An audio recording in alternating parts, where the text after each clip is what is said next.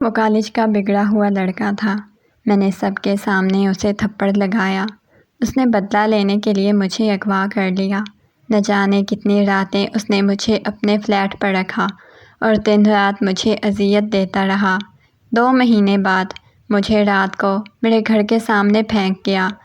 جب مجھے ہوش آئی تو میرے گھر والوں نے مجھ سے منہ موڑ لیا کیونکہ ڈاکٹرز نے بتایا تھا کہ میں پچھلے 1 ماہ سے حاملہ۔ میں اس کمرے میں بالکل اکیلی تھی۔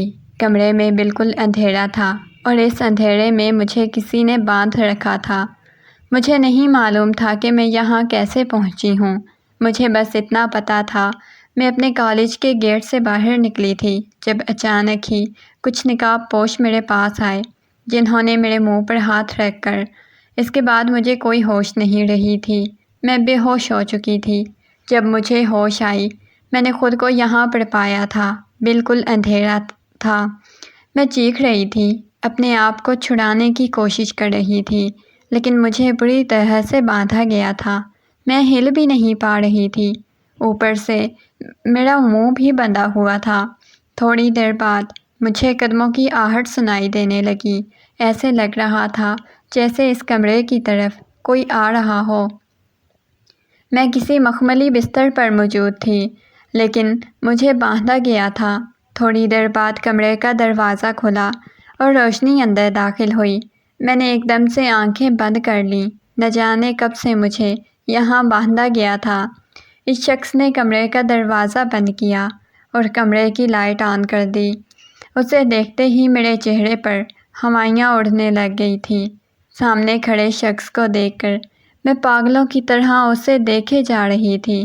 مجھے اپنی آنکھوں پر یقین نہیں آ رہا تھا کہ اس شخص نے مجھے اغوا کیا ہوا تھا۔ میں اپنے آپ کو چھڑانے کی کوشش کر رہی تھی۔ وہ دھیرے دھیرے چلتا ہوا میرے پاس آیا، میرے سامنے بیڈ پر بیٹھ گیا اور میرے منہ کی پٹی کھولنے لگا۔ میں اپنے آپ کو چھڑانے کی کوشش کر رہی تھی۔ جیسے ہی اس نے میرے منہ سے پٹی ہٹائی تو میں نے ایک دم سے ہی چیختے ہوئے کہا، تمہاری ہمت کیسے ہوئی مجھے یہاں لانے کی؟ گھٹیا انسان، میں تمہیں چھوڑوں گی نہیں، مجھے ایک دفعہ کھولو تو صحیح، میں نے چیختے ہوئے کہا۔ میری بات سن کر وہ ہنستے ہوئے کہنے لگا، اتنی زیادہ اکڑ مجھے مت دکھاؤ، یہ تمہاری اکڑ تمہارے لیے پچھتاوا بن جائے گی۔ ابھی بھی تمہیں اتنا غصہ سوچ رہا ہے؟ تمہیں معلوم نہیں کہ تم بربادی کے دہانے پر کھڑی ہوئی ہو؟ اب تمہیں یہاں مجھ سے کوئی بھی بچا نہیں سکتا۔ اب دیکھو میں تمہارا کیا حال کرتا ہوں۔ تم نے مجھے تھپڑ لگایا تھا نا؟ تمہیں نہیں معلوم میں کتنا انا پرست ہوں، مجھے اپنی عزت نفس کتنی عزیز ہے اور تمہاری وجہ سے مجھے کتنے لوگوں کے سامنے شرمندہ ہونا پڑا۔ تم نے سوچا بھی نہیں ہوگا اب میں تمہارے ساتھ کیا کروں گا۔ یہ کہہ کر وہ میرے بالوں کو پیچھے کرنے لگا۔ اس کا لمس اپنے چہرے پر محسوس کر کے میں گھبرا گئی۔ میں نے اپنا چہرہ پیچھے کر لیا۔ وہ ہنستا ہوا کہنے لگا، اس وقت تم مکمل طور پر میری دسترس میں موجود ہو۔ یہاں سے تمہیں مجھ سے کوئی بھی نہیں بچا سکتا۔ اس وجہ سے یوں تڑپنا، چلانا، رونا چیخنا بند کر دو۔ میں نے کہا تم مجھے یہاں سے نکال لو، اس کے بعد دیکھو میں تمہارے ساتھ کیا کرتی ہوں۔ اس کی بات سن کر میں نے ہنستے ہوئے کہا، اس نے کہا بہت زیادہ مچل رہی ہو نا تم سوچ بھی نہیں سکتی اس وقت میں تمہارے ساتھ کیا کر سکتا ہوں۔ تمہاری عزت میرے ہاتھوں میں ہے۔ اس کی بات سن کر میرے چہرے پر گھبراہٹ واضح ہو گئی تھی۔ وہ جس قدر بگڑا ہوا لڑکا تھا وہ میرے ساتھ کچھ بھی کر سکتا تھا۔ میں اپنا وجود اس سے چھڑانے کی کوشش کر رہی تھی۔ مجھے اب پچھتاوا ہو رہا تھا۔ مجھے اس کے منہ پر تھپڑ نہیں لگانا چاہیے تھا۔ بات اتنی بڑی نہیں تھی جتنا میں نے ایشو بنا لیا تھا، لیکن میں بھی اس سے معافی مانگنے والی نہیں تھی۔ میں نے غصے میں کہا، مجھے چھوڑو، لیکن اب اس کی نگاہیں میرے وجود پر بدلنے لگی تھی۔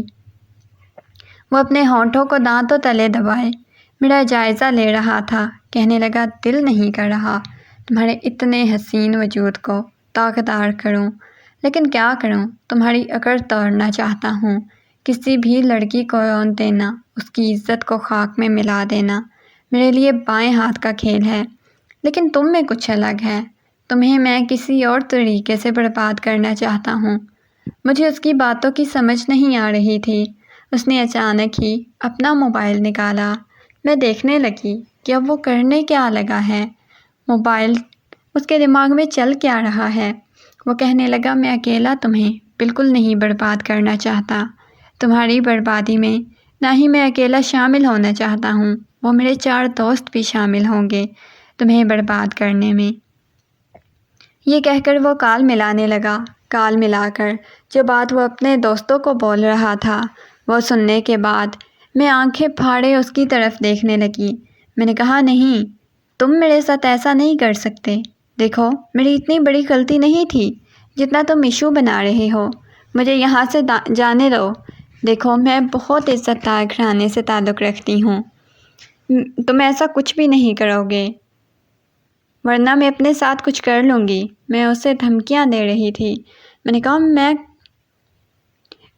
میرا قتل تمہارے سر چڑھے گا، اس وجہ سے آرام سے، شرافت سے مجھے چھوڑ دو، اور یہ جو تم اپنے دوستوں کو بلانے والی گھٹیا حرکت کر رہے ہو یہ بھی چھوڑ دو۔ فی الحال تم مجھے ڈرا نہیں سکتے۔ میں بہت زیادہ خوفزدہ تھی، اس کے سامنے بہادر بننے کی کوشش کر رہی تھی، لیکن مجھے بہت زیادہ خوف محسوس ہو رہا تھا۔ مجھے اپنے وجود سے جان نکلتی ہوئی محسوس ہو رہی تھی۔ تھوڑی ہی دیر بعد اس کے دوست بھی آ چکے تھے۔ مجھے اس کے دوستوں کو دیکھتے ہی صحیح معنوں میں ڈر لگنے لگ گیا تھا۔ اس نے جو کہنا تھا اس نے وہی کرنا تھا۔ مجھے بہت زیادہ خوف آنے لگ گیا تھا۔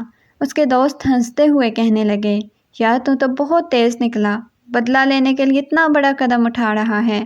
ویسے تجھ سے ایسی امیدیں نہیں تھی کہ تو ایسی حرکت بھی کر سکتا ہے۔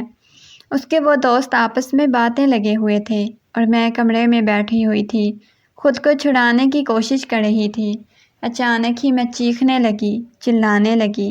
میں نے کہا، میں تم سب کو چھوڑوں گی نہیں، خبردار جو تم لوگوں نے میرے ساتھ کچھ کرنے کی کوشش کی۔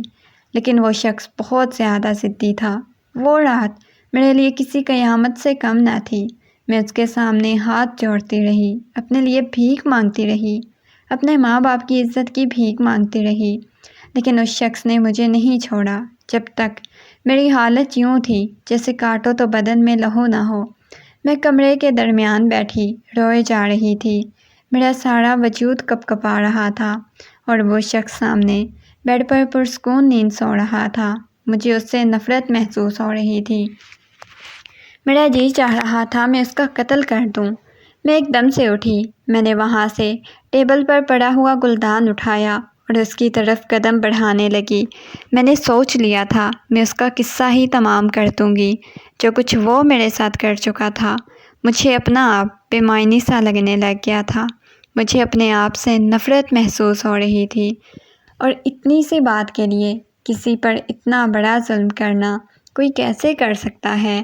وہ اوندھے منہ سو رہا تھا۔ جب اچانک ہی میں اسے گلدان مارنے لگی تو اس کی آواز آئی، کہنے لگا، مجھے قتل کرنے کا ارادہ رکھتی ہو؟ اس کی بات سن کر ایک دم سے میرے ہاتھ سے گلدان گرا تھا۔ اگلے ہی لمحے وہ اٹھ کے مجھے خونخوار نگاہوں سے گھورتے ہوئے کہنے لگا، دوبارہ سے کبھی یہ غلطی مت کرنا۔ ابھی تم اپنی حالت بھول گئی ہو، مجھے دوبارہ سے مجھ پر ہاتھ اٹھانے کا سوچ رہی ہو، بلکہ اب تو تم سیدھا قتل کرنے کا ہی سوچ رہی ہو۔ مجھے وہ ہنسنے لگ گیا جیسے میری بے بسی کا مذاق اڑا رہا ہو۔ میں کمرے کو دیکھنے لگی جہاں سے میں رات کو کتنی دفعہ نکلنے کی کوشش کر چکی تھی، لیکن میں یہاں سے نہیں نکل سکی، یہاں سے نکلنا ممکن ہی نہیں تھا۔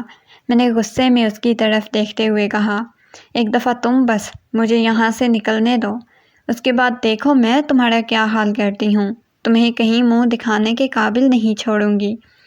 میں غصے میں اسے بول رہی تھی۔ اس نے ایک دم سے میرا بازو پکڑ کر مجھے بیڈ پر دھکا دیا۔ میرا پورا وجود کانپنے لگ گیا تھا۔ اسے رات والے رویے میں آتا دیکھ کر میں پیچھے ہونے لگی، نفی میں سر ہلانے لگی، لیکن اس شخص پر تو کوئی شیطان سوار تھا، اسے ذرا بھی مجھ پر رحم نہیں آ رہا تھا۔ میں نے غصے میں چلاتے ہوئے کہا، خدا کے لیے میری جان چھوڑ دو، مجھے میرے گھر جانے دو۔ خدا کے لیے میں اس کے سامنے ہاتھ جوڑ رہی تھی، بول رہی تھی، لیکن اس پر کوئی اثر نہیں ہو رہا تھا۔ اس پر تو شیطان سوار تھا۔ میرا پورا وجود کپ کپانے لگ گیا تھا، لیکن اس شخص نے پھر بھی مجھ پر رحم نہیں کیا۔ اس نے بیڈ کے ساتھ میرے ہاتھ باندھ دیے۔ اس کے بعد اس نے جو مجھے اذیت دی وہ لفظوں میں بیان کرنا مشکل تھا۔ اس کی دن رات کی اذیت نے مجھے پاگل کر دیا تھا۔ میرا بس نہیں چلتا تھا میں کسی طریقے یہاں سے نکل جاؤں۔ نہ جانے کتنی راتیں گزر گئی تھیں، میں سوئی بھی نہیں تھی۔ اتنا بے رحم اور ظالم ہوگا میں نے کبھی سوچا بھی نہیں تھا۔ اب تو اسے دیکھتے ہی مجھے خوف آنے لگ جاتا تھا۔ میرا پورا وجود کپ کپانے لگ جاتا تھا۔ میں چاہتی تھی کہ وہ بس یہاں سے چلا جائے۔ مجھے نفرت تھی اس شخص سے، اتنی شدید نفرت ہو گئی تھی کہ لفظوں میں بیان کرنا مشکل تھا۔ میں بس کسی طریقے یہاں سے نکلنا چاہتی تھی۔ رات کا وقت تھا، آج بھی وہی مجھے اذیت اور تکلیف دینے کے بعد وہ سکون کی نیند سو رہا تھا۔ بس میرے پاس ایک ہی راستہ بچا تھا، اسے جان چھڑانے کا۔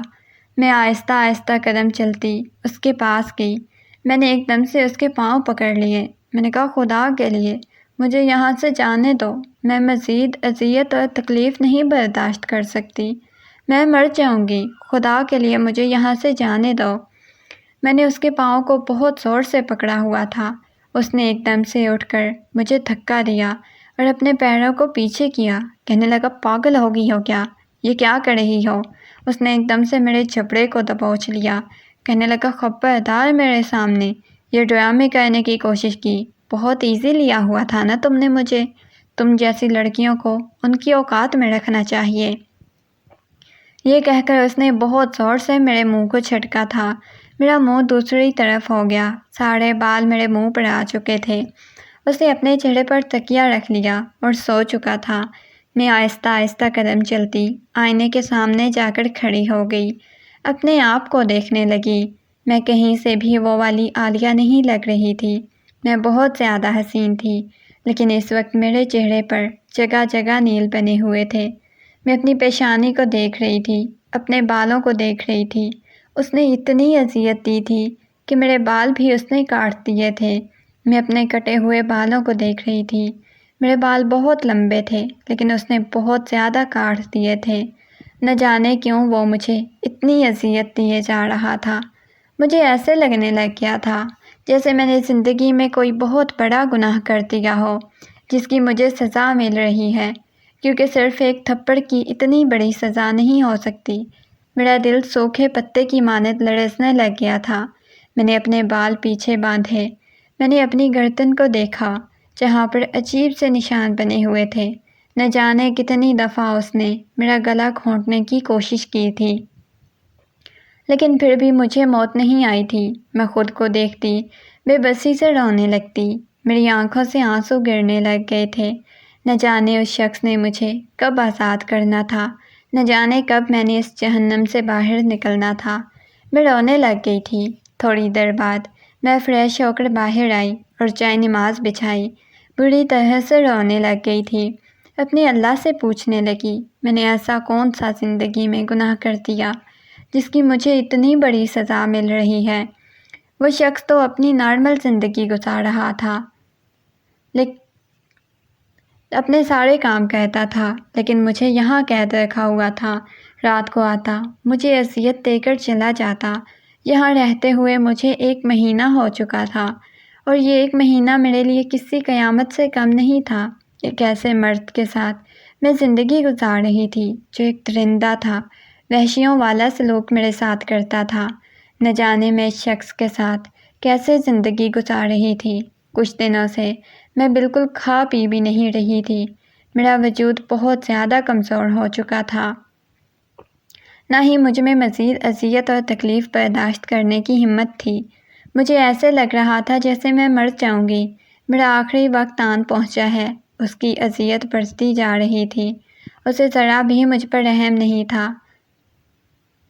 میں نے اسے گربان سے پکڑ لیا۔ میں نے غصے میں پوچھا، مجھے بتاؤ، میں نے کون سا گناہ کر دیا جس کی تم مجھے اتنی بڑی سزا دے رہے ہو؟ کیوں میرے ساتھ ایسا کر رہے ہو؟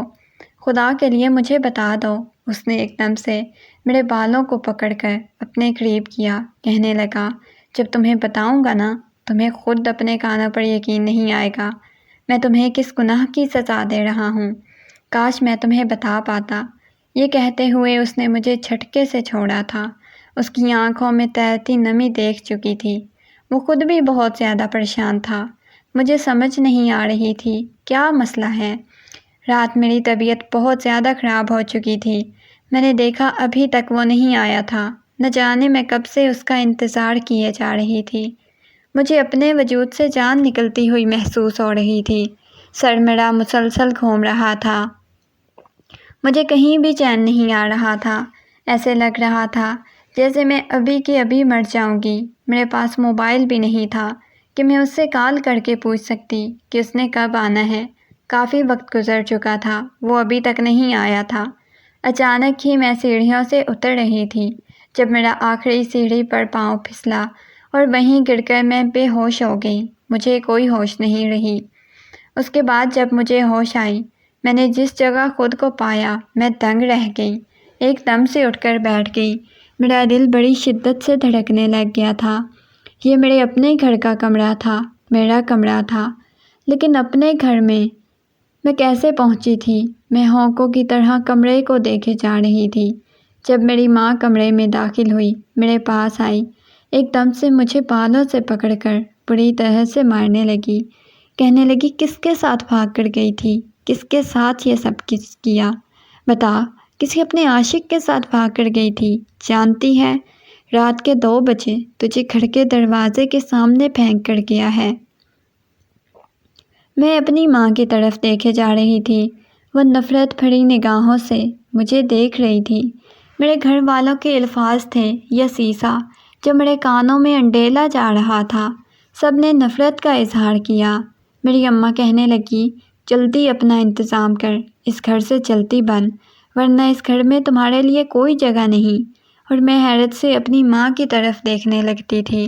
میں نے کہا، اماں، آپ میرے ساتھ ایسا کیسے کر سکتی ہیں؟ اماں کہنے لگی، کہا ہے نا تیرے لیے اس گھر میں کوئی جگہ نہیں، گندی نالی کا گندا کیڑا۔ نہ جانے اماں میرے ساتھ اس انداز میں بات کیوں کر رہی تھی۔ میں رونے لگی۔ میں نے کہا، اماں میں نے کچھ نہیں کیا، میرے اپنے ساتھ ظلم ہوا ہے۔ اماں کہنے لگی، کوئی ظلم نہیں ہوا، تو ہے ہی ذلیل۔ نہ جانے اماں اتنے برے الفاظ میرے لیے کیسے استعمال کر رہی تھی۔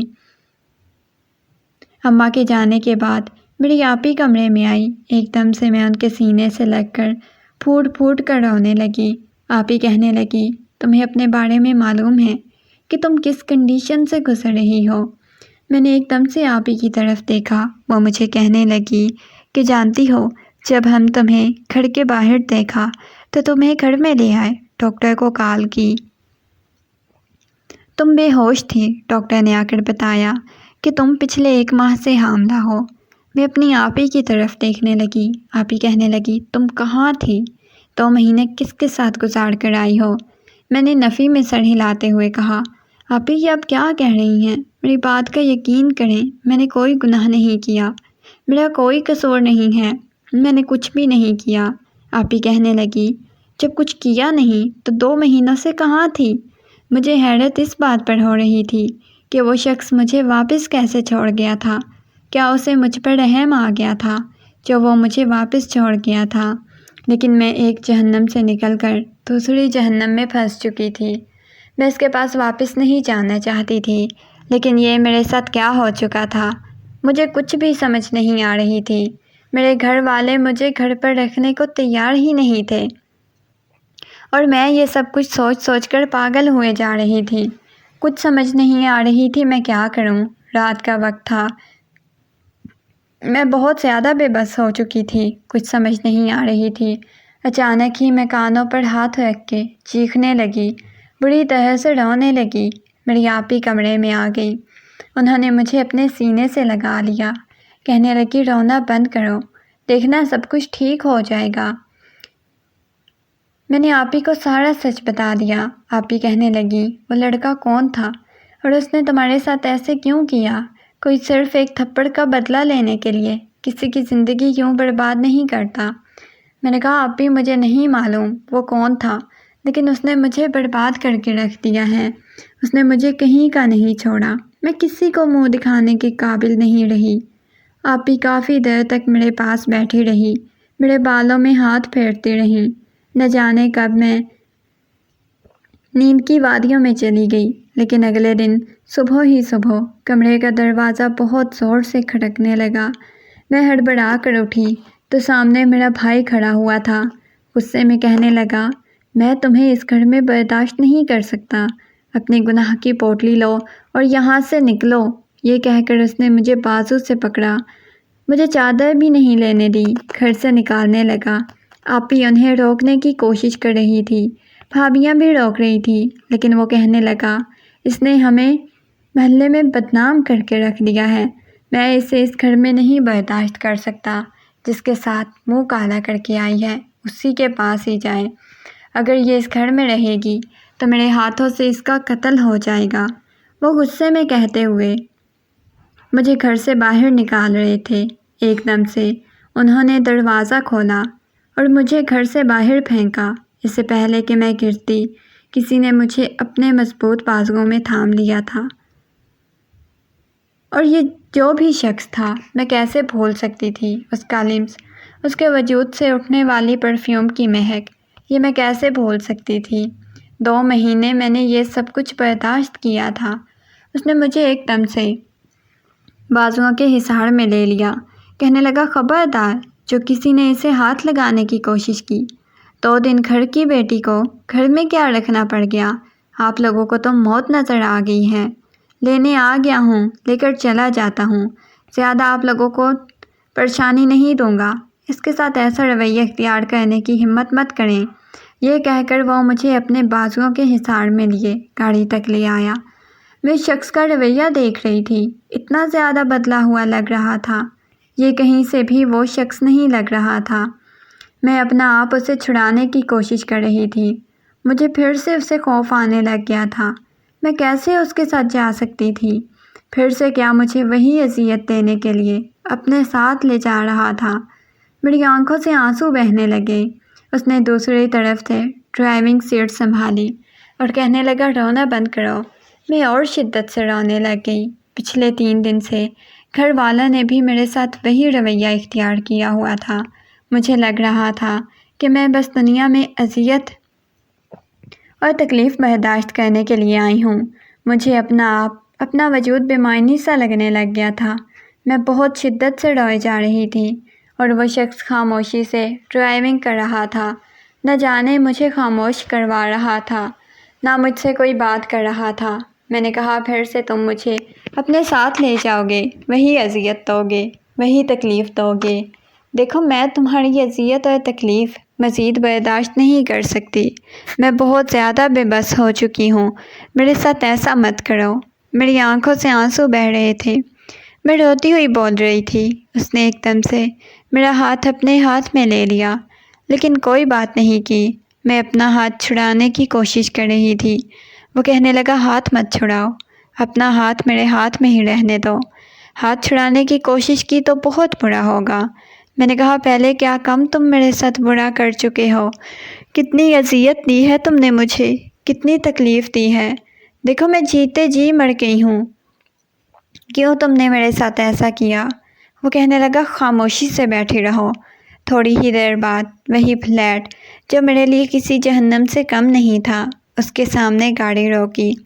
اس نے دوسری طرف سے گاڑی کا دروازہ کھولا اور میرا ہاتھ پکڑے مجھے اس فلیٹ کے اندر لے گیا، بیڈ روم تک لے آیا تھا۔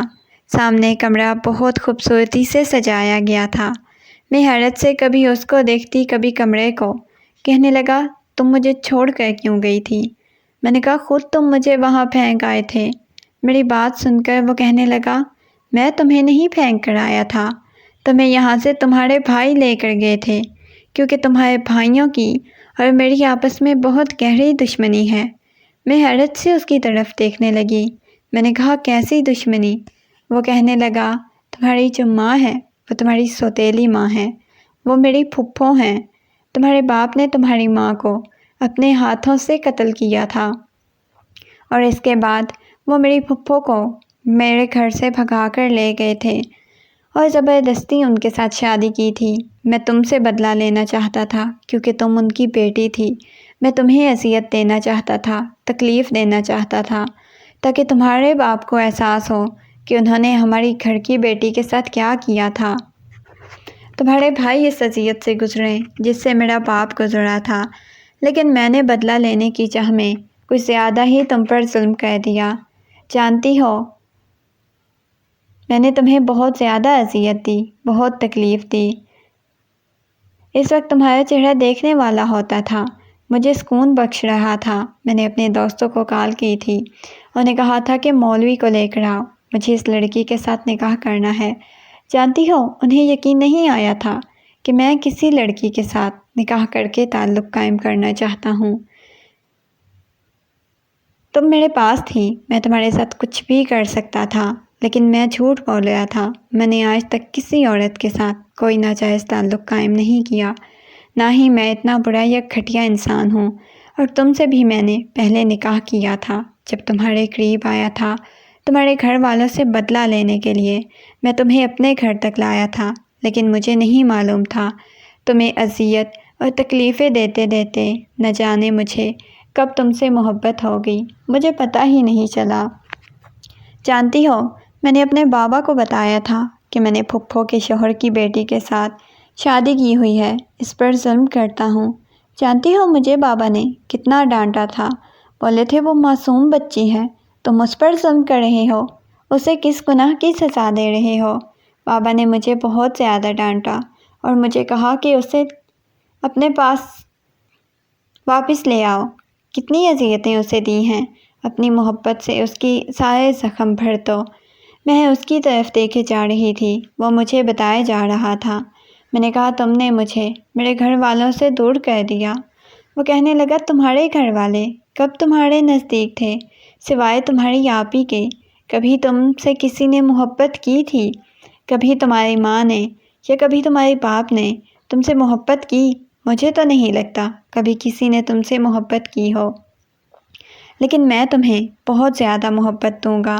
میں اس شخص کی طرف دیکھے جا رہی تھی اور اس کے بعد اس نے یہ بات ثابت کر دکھائی تھی کہ وہ مجھ سے بہت محبت کرتا ہے، میرا خیال رکھتا ہے۔ اللہ نے ہمیں ایک خوبصورت سے بیٹے سے نوازا۔ مجھے احساس ہوا تھا کہ ماں باپ تو سچ میں مجھ سے محبت نہیں کرتے تھے جتنی اس شخص نے مجھے محبت دی۔ اس کے بابا بھی بہت اچھے تھے، مجھے بالکل اپنی بیٹیوں کی طرح سمجھتے تھے۔